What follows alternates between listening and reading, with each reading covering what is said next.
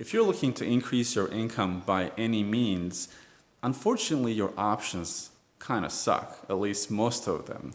Why? Because let's think about it for a second. So if you're looking to add maybe another $500, $1,000, $3,000, $5,000 per month to your current income, and if your income is coming from a job, well, one of your options is to going back to your boss and telling them you want a raise. And the most you're going to get, if you do get it, is probably 5%, maybe 10%. And that doesn't really satisfy anything, because if you're looking for an increase in income, that means you're looking to either pay off something, you're an increase in lifestyle, or kind of transform your life and be financially free.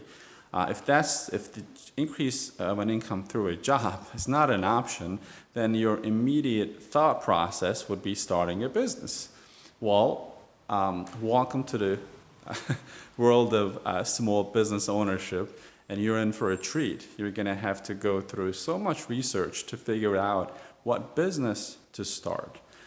Your probably immediate reaction is to start through Google. Search top businesses to start. If you're a mom, you can say work home, stay home businesses or home-based businesses and things like that. So I wanted to record this video to make this search a little easy for you while being 100% transparent. So if we know that most businesses, by most about 80%, 85%, do fail within the first 12 months, and if you want to transform your life, your financial life, and you want to have time freedom, you want to have location freedom, you want to have financial freedom, but if you also know that those are only possible through a business ownership, would you agree? Can you get to that level by having a job? Almost impossible, right? Only very certain, maybe C-level jobs would give you that opportunity. But for most people, that's not really a possibility. So we know two things. Way to get wealthy in so many different levels is through ownership of a business. The problem is most businesses do fail. So then how do we go about it? Well, then you gotta first define what's an ideal business for you. Years ago, I made the mistake of not coming up with a definition. Instead, I wanted to do a trial and error and try different businesses, started 4 of them, ran them to the ground really, really fast, and then I found the one that works.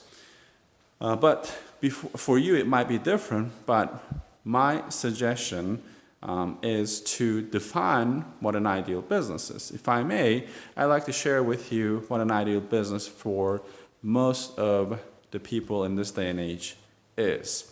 One is, your business should not require additional degrees, right? Whether you have a high school diploma or you're a college graduate, whatever your level of education is, you don't want to deal with another more schooling to get a degree or a diploma or a certificate. Ideal business should not really have super high startup cost, or ideally no cost at all. Because most businesses, if you think of brick and mortar business, they require a ton of upfront fees. You need to lease an office, you need to hire employees, you need to buy inventory, you probably need 1 or 2 partners because you need to come up with the money. If you're going through your savings, that's like the last resort. If your business fails, you're pretty much financially you're devastated pretty much, right? So that's not a good option. So you don't want anything that has a ideally physical location. So you want to have limited or no overhead cost, which means that you want to have a business that you can start and run from home. The other part is you want the ramp-up period to be really, really short. You don't want to get started in a business and before you make any profit, you have to run it for a minimum of 6 months or a year. Believe it or not, there are a lot of businesses, most of the small businesses are like that. Also, you don't want to rely on multiple people to run your business. So your business should not require hiring staff, dealing with HR, payroll, and things like that, which is a part of the overhead, right? And also, you want to find a business that provides products or services that is in demand. right? That's one of the pitfalls of many failing businesses.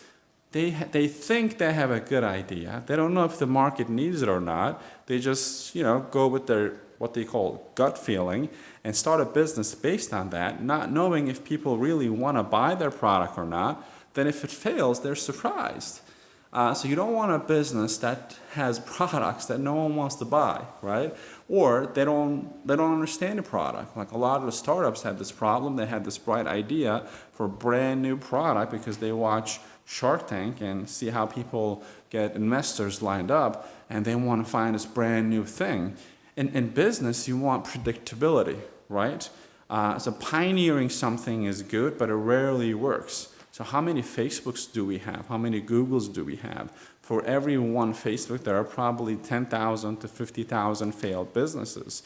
So if you want to increase your chances of running a successful business, you want to make sure that you have products or services that are in demand. Also, you want to make sure that you don't need inventory. Like you don't want to buy a garage full of stuff and buy inventory and stock them and hope that you're going to make your money back when you when you actually sell them. Also, you want a business that doesn't require super hard skills that you might not have. So you don't want a business that requires hardcore sales skills if you don't have a sales background. You don't want a business that requires hardcore like accounting skills if you don't have that. You don't want a business that requires skills that you just don't have. You need to develop. It's like trying and wanting to be a surgeon because surgeons make a lot of money. Like that's not a business model that you can jump into, right? That you have to go through years of school, you got to get your degree, diploma, and all that stuff. Yeah, financially speaking, it is in demand. You make a lot of money, but the barrier to entry is massive. So for most people, that's not a good fit, right? So once you line up all of this, then you go through your options. And when you do your research, you're going to come across a couple of things. One is you're going to find companies who are offering MLM, multi-level marketing. So what multi-level marketing is, if you don't know much about it, you're pretty much recruiting your friends and family or to sell services for you, or you want them to change their lives, or you want them to buy products from you. So my personal opinion on that is I've done it for 2 years, and it taught me a lot. So I'm not against it 100%, but personally, I like to keep family away from my business. Any business that requires me to build a list of people, all the people that I've acquired through my life, whether acquaintances or friends, and it's asking me to make a list and start calling them, to me, that's not an ideal business, because I don't want a business that relies on my relationship. Business is separate. I try to keep it separate. So multi-level marketing is not a good option, in my opinion. So then you have e-commerce businesses, buying, stocking products, or drop shipping. Maybe you heard about it. Like you don't even have the product, you're just having it shipped from a vendor and you're just busy with selling it. The problem with that is then you have very small profit margins. Although you might have good volume, it's not a profitable business for most people. Although you can see the numbers on their profit and loss, well, they're not really making money.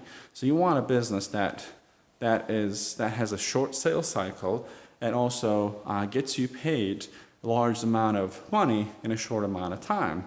So you might say to yourself, hey dude, I don't even know who you are. What are you talking about? And why are you telling me all that stuff? Well, my name is Oz. I'm the founder of Merchant Cash Advanced Success Blueprint. And over the past couple of years, I've helped thousands of people start their own business from home, whether you are a mom, you trying to spend more time with your kids, or maybe you're a gentleman who's tired of doing physical work, you're tired of driving that truck, or maybe you're tired of living paycheck to paycheck and you're looking for a real business that you're not going to be scammed, or you're not going to have to scam people. And so that's what I teach people. So I'm not expecting you to immediately jump on it, but what I suggest you do is to do your due diligence about what I'm talking about here. So if you click on the link below, you will have the opportunity to see the stories of other people, like average people from all kinds of backgrounds and their success stories. And also you will have access to a free training class online, so you don't have to show up to a location. There are no requirements, that you'll be able to know more about this business opportunity.